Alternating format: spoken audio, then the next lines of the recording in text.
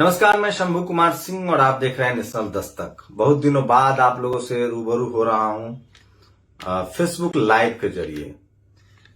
एक बड़ी कुछ खबरें हैं जो चाहता हूं कि आपसे डिस्कस करूं, और वो खबरें लाजमी है कि बड़ी है, जरूरी है।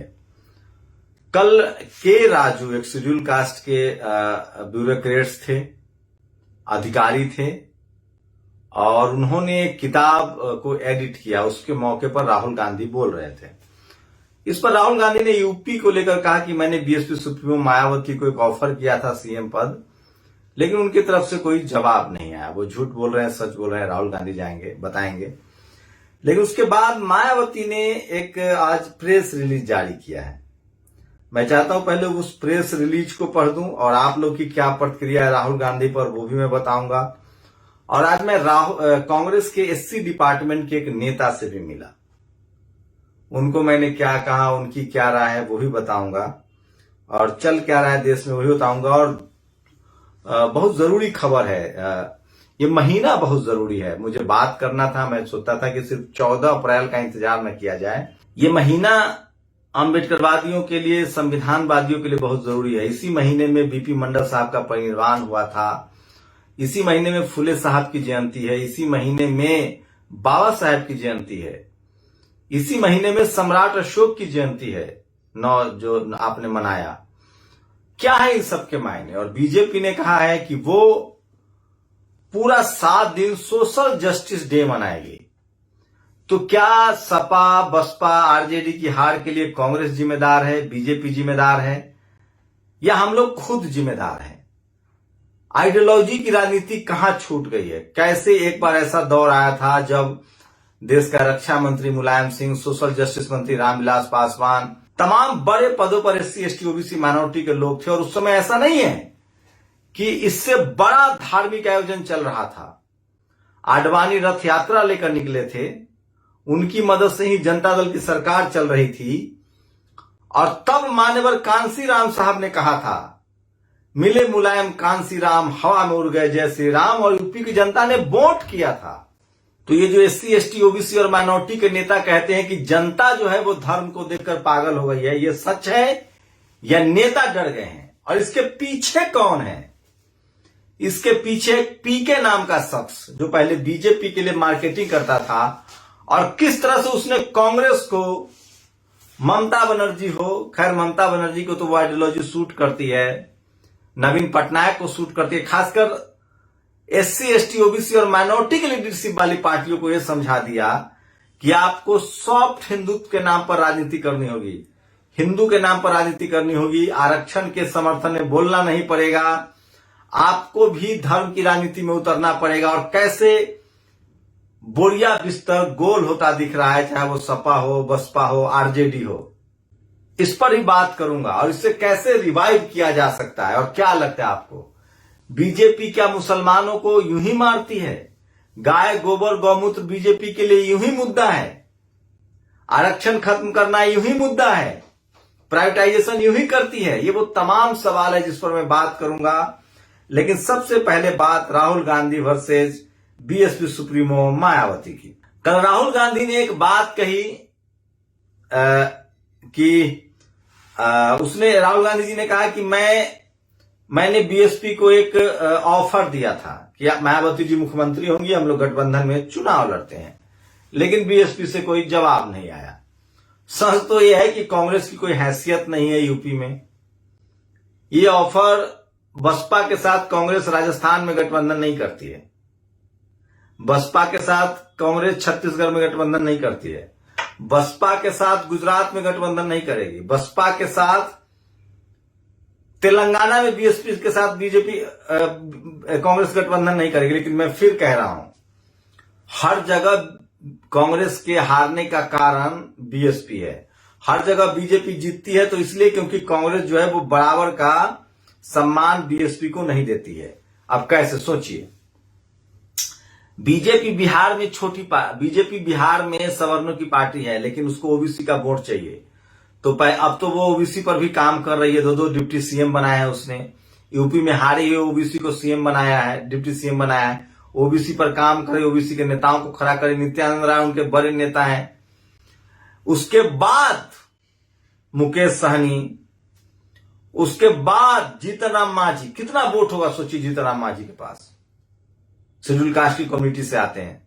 बीएसपी के पास तो ज्यादा है। चिराग पासवान सबसे वो गठबंधन करके चुनाव लड़ती है, लेकिन कांग्रेस ये काम नहीं करती है उन राज्यों में जहां वो ताकतवर है। जबकि यूपी में भी बीजेपी जो है वो ताकतवर है, लेकिन उसके बाद भी वो अनुप्रिया पटेल, संजय निषाद, ऐसे न जाने तमाम दलों से वो गठबंधन करके चुनाव लड़ती है। तो मैं फिर कह रहा हूं, बीजेपी की जीत के लिए जितना बीजेपी जिम्मेदार नहीं, क्रेडिट नहीं लेना चाहिए, उतना कांग्रेस को देना चाहिए। अब आऊंगा बसपा सुप्रीमो मायावती ने क्या कहा वो सुना रहा हूं। मीडिया बंधुओं, देश की जनता को मैं यह कहना चाहती हूं कि मीडिया के माध्यम से मुझे यह मालूम हुआ है कि कल कांग्रेस पार्टी के पूर्व अध्यक्ष श्री राहुल गांधी ने हमारी पार्टी एवं खासकर पार्टी की मुखिया को लेकर जो कुछ टीका टिप्पणी की है, उससे इस पार्टी की विशेषकर दलित एवं अनुपेक्षित वर्ग के साथ साथ बीएसपी के प्रति हीन भावना, जातिवादी मानसिकता तथा द्वेष की भावना भी साफ लगती है। जबकि इन वर्गों के लोगों को अपने पैरों पर खड़ा करने के लिए बीएसपी पूरे जी जान से लगी हुई है, जिन्होंने कांग्रेस पार्टी ने अपने लंबे अरसे के शासनकाल में इनकी सामाजिक और आर्थिक स्थिति के सुधार लाने की जमीन के लिए कोई काम नहीं किया है। साथ ही इसके मद में सरकारी पैसा भी अधिकांश दूसरे मद पर खर्च कर दिया जाता है। तो एक है वो, उन्होंने आगे मैं शॉर्ट में बोल रहा हूं, इतना ही नहीं बल्कि इससे पहले इनके पिता स्वर्गीय राजीव गांधी ने भी बीएसपी को बदनाम एवं कमजोर करने के लिए मानवर कांसीराम जी को सीआईए का एजेंट तक बता दिया था। तो सोचिए, क्या कांग्रेस सपा क्यों कमजोर हुई? कांग्रेस तो अपनी वजह जाने, उसका तो मैं जानता हूं, वो सवर्ण लीडरशिप वाली पार्टी। अब थोड़ा Rahul Priyanka schedule caste OBC पिछड़े दलितों को भागीदारी देने की बात कर रहे हैं, क्योंकि सवर्ण अब उनको वोट नहीं कर रहा है। लेकिन अब सपा और बसपा को सोचना चाहिए कि जब सवर्ण कांग्रेस को वोट नहीं कर रहा है, वो सपा बसपा को वोट करेगा। सोचिए, राम मंदिर का आंदोलन सबसे चरम पर था, आडवाणी रथ लेके निकले थे और उस समय कांसीराम साहब और मुलायम सिंह यादव ने कहा कि मिले मुलायम कांसीराम, हवा में उड़ गए जय श्री राम, और जनता ने वोट किया था। आपको नहीं लगता है कि सपा बसपा आरजेडी ने सोशल जस्टिस की लड़ाई को छोड़कर आरजेडी ने A to Z अपनाया, बीएसपी ने ब्राह्मण सम्मेलन अपनाया, अपनी आइडियोलॉजी को छोड़ दिया, सोशल जस्टिस, आरक्षण। वो हम ये नहीं कह रहे कि वो सत्ता में आएंगे तो इसके खिलाफ काम करेंगे, लेकिन उन्होंने इसको छोड़ दिया, डंका नहीं बजाया। और नतीजा ये हुआ कि इनसे इनके जो पब्लिक है वो हट गए। अभी भी स्टालिन को देखिए, जो तमिलनाडु में जो मूल है पेरियार के आंदोलन, उसके दम पर वो सत्ता में है, ये समझना। उसके बाद भी मैं कह रहा हूं, ठीक लिखा संजय कुमार ने, ईवीएम का खेल। इसके बाद भी सोशल जस्टिस के लड़ाई को छोड़ने के बाद भी मैं कह रहा हूं, यूपी में लगातार एक खबर आ रही है, जेएनयू में फिर से कुछ हुआ है, बहुत बड़ी घटना हुई है, कोई विरोध प्रदर्शन में छात्राएं घायल हुई हैं। जैसी खबर अपडेट आएगी मैं बताऊंगा। तो सोचिए, उसके बाद भी जनता ने इतना वोट दिया, लेकिन अब तमाम मसला है। तो मुझे लगता है कि सपा बसपा के आरजेडी की हार की असली वजह उसके आइडियोलॉजी को छोड़ना है। सोशल जस्टिस, फुले पेरियार अंबेडकर की आइडियोलॉजी को छोड़ना है, सॉफ्ट हिंदुत्व की तरफ बढ़ना उसकी सबसे बड़ी वजह है। और बीजेपी धर्म के नाम पर राजनीति करके अपनी गोलबंदी कर रही है। अभी से भी अगर SC ST OBC माइनॉरिटी की राजनीति हुई तो इनको कोई नहीं हरा सकता। और इसके लिए सबसे ज्यादा पीके दोषी है, जिसने इन पार्टियों को समझाया कि आपको हिंदुत्व पर ही वोट मांगना है, सॉफ्ट हिंदुत्व पर, और इसके लिए कहीं ना कहीं कांग्रेस ज्यादा जिम्मेदार है। अब रही बात SC ST OBC माइनॉरिटी का अधिकार, हक सुरक्षित तभी होगा जब बहुजन लीडरशिप वाली पार्टियां सत्ता में आएंगी। लेकिन जो SC ST OBC माइनॉरिटी की जो लीडरशिप है, मैं उसके राजनीति करने के तरीके से सहमत नहीं हूं। SC ST OBC माइनॉरिटी की संख्या ज्यादा है, उनमें महत्वाकांक्षा ज्यादा, उनके युवा राजनीति में आना चाहते हैं। तो अगर बसपा सिर्फ यूपी सीमित रहेगी, अभी देखिए तेलंगाना में RS परवीन कितना शानदार काम कर रहे हैं, वहां कांग्रेस बिना बीएसपी के जीत नहीं सकती है।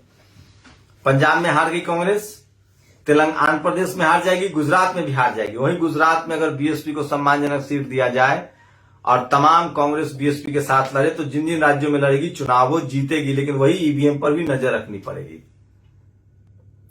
तो मैं फिर कह रहा हूं कि बीजेपी चाहे राम मंदिर का मसला हो, रामनवमी हो, गाय गोबर गौमूत्र हो, गाय माता की रक्षा हो, ये उसकी आइडियोलॉजी है, वो उस पर काम कर रही है और धर्म के नाम पर वोट ले रही है। आपकी आइडियोलॉजी क्या थी?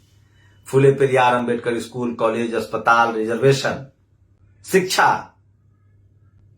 आपने इसको छोड़ दिया। आपने आरक्षण पर बयान देना नहीं किया, आप A to Z करने लगे। जो समाज आपको चपरासी नहीं बनने देना चाहता है वो चीफ मिनिस्टर बनाएगा। जो समाज आपको जो उस समाज का चपरासी हो या चीफ जस्टिस हो, दोनों एक ही साथ हैं। तो एक नया तरीका यही कि जो नया लीडरशिप है, SC ST OBC माइनॉरिटी के राजनीति करने से मैं सहमत नहीं हूं। चाहे वो आरजेडी हो, उसको सिर्फ बिहार दिखता है, बिहार में मुख्यमंत्री पद उन्हीं के पास है, आरजेडी के अध्यक्ष वही रहेंगे, पार्टी का वो दूसरी जगह विस्तार नहीं करेंगे, तो बाकी लोग कहां जाएंगे?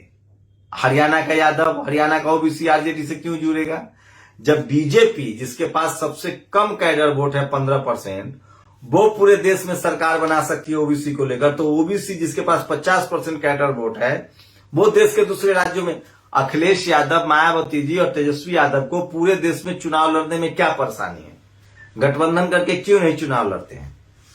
अखिलेश यादव को भी यूपी में ही क्यों रहना है? अध्यक्ष पद रिजर्व है, मुख्यमंत्री का पद रिजर्व है, तो बाकी मान ले यूपी में आप बनिए, चाहे बहन जी बने, चाहे अखिलेश, बाकी राज्यों में तो आप चुनाव लड़ सकते हैं। और ये मत कहे कि पैसा, ये संसाधन, ये सब नहीं है। हर जगह SC ST OBC माइनॉरिटी के लोग जागरूक हुए हैं। तेलंगाना में रैली, धरना प्रदर्शन चल रहा है, आंध्र प्रदेश में चल रहा है, असम में चल रहा है, केरल में चल रहा है। मैं फिर कह रहा हूं, हमारे नेताओं में विजन नहीं है। मान्यवर कांसीराम साहब में वो विजन था। 22 राज्यों में वो चुनाव लड़ते थे और चुनाव सीटें जीत के आई थी। बहन जी भी दूसरे राज्यों में चुनाव लड़ रही हैं, लेकिन उनको अपने राजनीति करने का तरीका बदलना होगा। युवाओं को मौका देना होगा, सड़कों पर धरना प्रदर्शन करना होगा, रैली करना होगा। बीजेपी कांसीराम साहब का फॉर्मूला अपना रही है, हर जाति का नेता खड़ा कर रही है। बीएसपी को भी यही फॉर्मूला अपनाना पड़ेगा और इनको अपने मुद्दे पर आना पड़ेगा। ये मेरी राय है, आप लोग की क्या राय है वो बताइए। और अब कुछ सोशल मीडिया पर जो बड़ी खबरें हैं वो बता दूं। सोचिए, जब बीजेपी सोशल जस्टिस की बात कर सकती है, पूरा पखवाड़ा मना सकती है, तो हम और आप क्यों नहीं?